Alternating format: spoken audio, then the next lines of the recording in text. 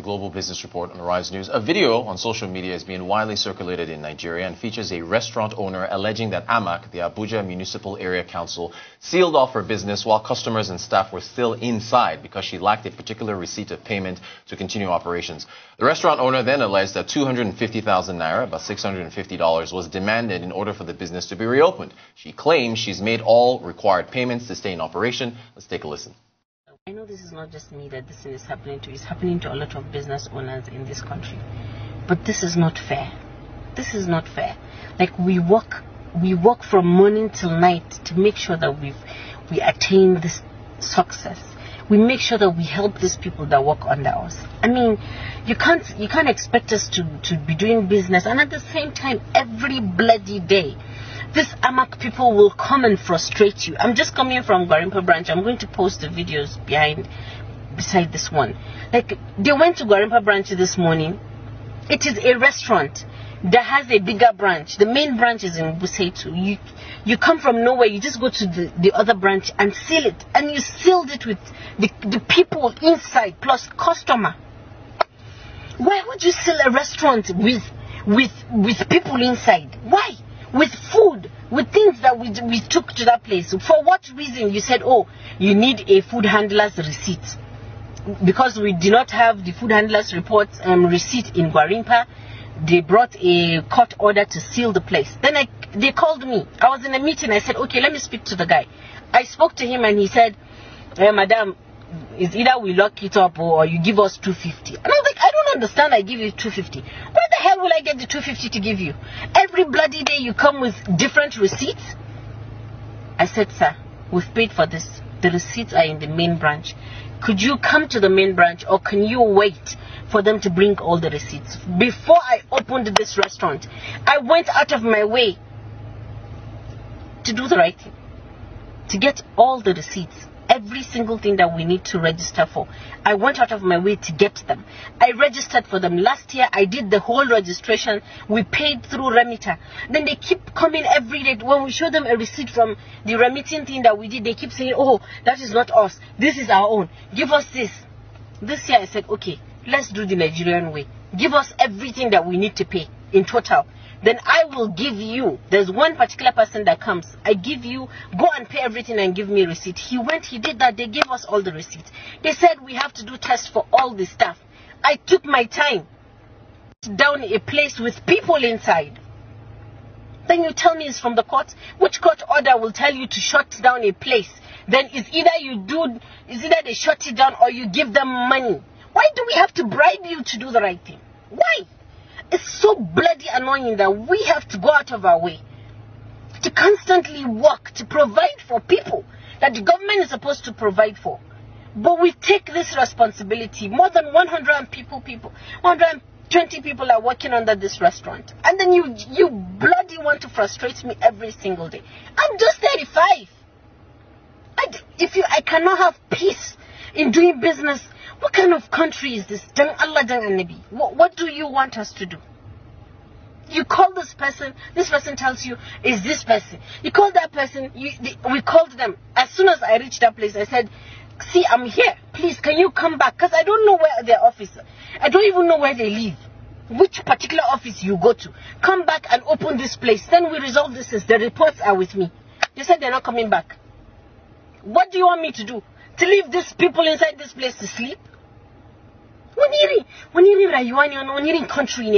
How can we not do the right thing? How can we do the right thing and still be punished for it? I paid all of these things. We pay our VAT on time. We remit every single thing that we need to because of this type of days. Then we cannot even have peace. We can't have peace. We can't do business. And we leave this country. You call us lazy people. We left the country. We're here trying so much to make ends meet, to help these girls and boys that are roaming the street. But you have to frustrate me every single morning. There's no morning I wake up that I don't get a paper from AMAC from one place to another every single day. All right, lots of frustration there. Joining me to discuss this is Arise business analyst Chika Mbono. Chika, you're very welcome. Thanks for joining us. Chika, what's your reaction to the video? It's actually very sad. Very sad. Very sad, very sad. I mean, I sent this video to a lady also who has an SME business in Abuja. And after watching it, she was crying. And she said, this is what they go through. And it's not just Abuja, Amak alone. This is what happens all over Nigeria. You know, the SMEs are an endangered species, a endangered group. Indeed, the UNIDO report, in last time said only about 20% of SMEs in Nigeria survive. But you see, yesterday I talked about Nigeria, the custom clearing processes and the frustrations, right. And I compared it to Kenya. And I said one major issue is that it's like we're speaking from two sides of our mouth. On one hand, we're saying that we need to improve unemployment. You see, 60% of our youths are unemployed, underemployed. 40% of our graduates are on the streets, no employment. And so, who will employ them? Government has its best effort. What program they launch? 74,000 people. And those are even temporary jobs. It's just a drop in the ocean. Right. So the economy of Nigeria is 65% controlled by the SMEs. But they are endangered species. Endangered species. And the frustration is everywhere. Multiple levies, multiple taxes, several tax forces. You don't know which one is real, which one is fake. Shutting down business. You had a story. How can you, unless you're wicked, go out there with customers inside a restaurant, you lock it up? What are you thinking about? Where is your heart? What are you trying to promote? And the sad thing about this, Brutus, is there's no refuge. Who do you run to? Right. Who do you run to? Now, listen, the Dangotes, the MTNs, they're very important for the economy. But this economy of Nigeria can only survive, can only thrive when SMEs like this are given what they need to survive. I went to a mini mall the other day, a cluster, a hub for SMEs, where I have a lot of these SMEs together. And guess what I saw in one place? About 15 generators. 15 generators all tied together. Each shop, they had their own generator. Is that how businesses will thrive? So that's not even enough. And then you're torturing them like this. So this is not just AMAC. I sure do know that. Just wait for it. AMAC today, tomorrow will come and do a press conference and come and talk, talk some things, But you see, this is what is going. People are suffering every day, whether it's in Aba, whether it's in Imo State, whether it's in Lagos State, whether it's in Kano State. SMEs are a dying breed in Nigeria, and due to the problems we have, stifling business regulations. You have issues of inadequate infrastructure I talked about, tax issues, access to land, corruption. You heard it, corruption. And the sad thing is this, that you would think that the money is going to government pocket. No. A lot of individuals are printing fake receipts. The local governments are hiring tax forces and private organizations, and most of them are crossing boundaries, and you're paying for the same thing several times. And they're threatening with police and other allied security people to lock down your shop. Look at what they did to this young woman. And then when she goes abroad now, as she said, she'll be called a lazy youth. And people are striving to make ends meet. The SMEs in Nigeria are a dying breed. And the sad thing, just like we said yesterday for the port, is there's no refuge. Who do you talk to? The lady I spoke to this morning said, luckily for her, her neighbor was an INEC commissioner who had police. That's how her own police came and helped her unlock her own shop. Can you imagine that?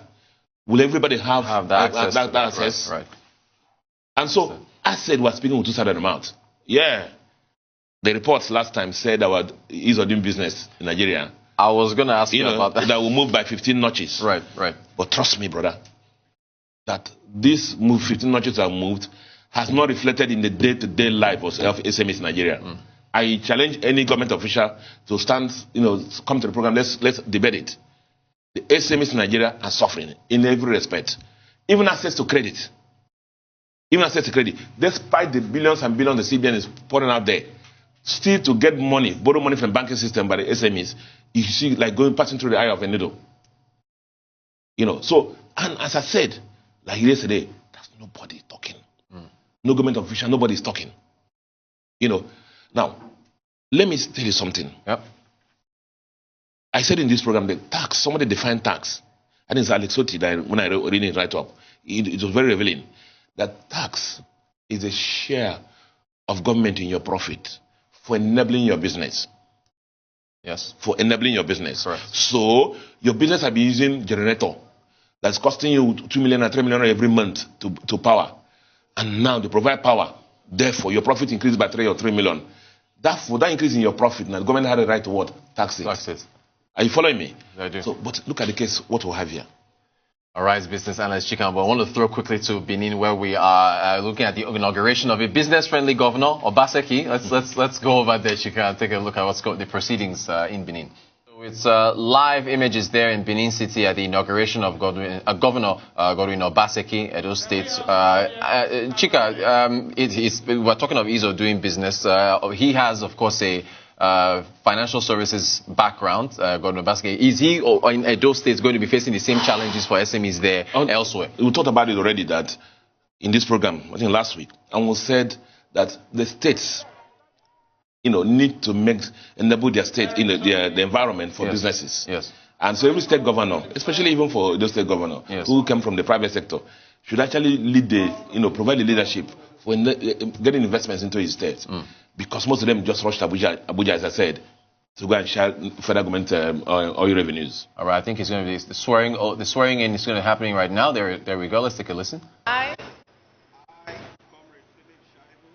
do solemnly swear and affirm that I will be faithful and bear true allegiance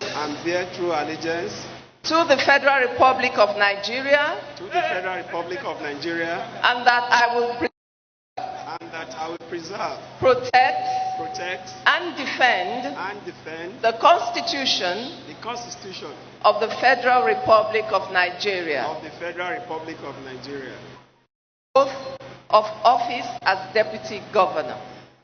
I, Comrade Philip Shaibu, do solemnly swear and affirm that I will be faithful and bear true allegiance.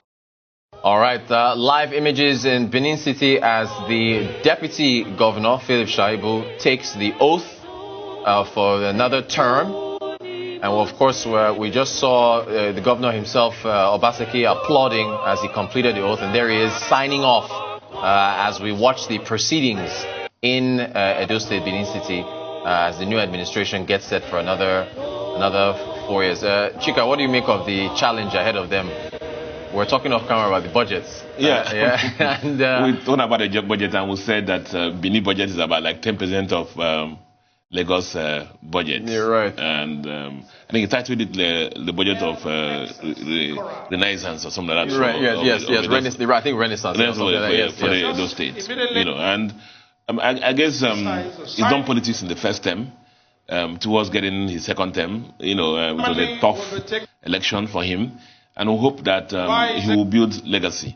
We thought about in this program that what has been absent in most of the governors is that most of them have not left any legacy. Right. Since we had the Latif Jakondes, the Sam Bakwes, some of the medias, it's really that maybe about Peter Obi, there's really another governor you can see, you can actually mention that there was some legacy. Most of them just come in there, spend their 8 years and leave a battery of unpaid pensioners and salaries and uncompleted projects and contractors owing left and right. And then you don't see any landmark projects. We hope that the Governor Obaseki in this second term will, give the Edo people something to remember him for, right? In his second tenure. Thank you for that. Still observing proceedings there in Benin City as the Deputy Governor. All right, as the Deputy Governor just is sworn in there. All right, so we continue to keep up with the proceedings there for another 4 years. But Chika, I guess still, ease of doing business is still going to be one for any governor who is the CEO of a state. Any governor. Business. As I said, the problem has been, the national and the subnational government. And you have the national, there's some sanity at the national level in these taxes and levies. It's once you cascade, when you move down to the states and local governments, that's when you see the battery of multiplicity of levies. Right. Some of them conflicting, and there's a lot of frustration there for the SMEs.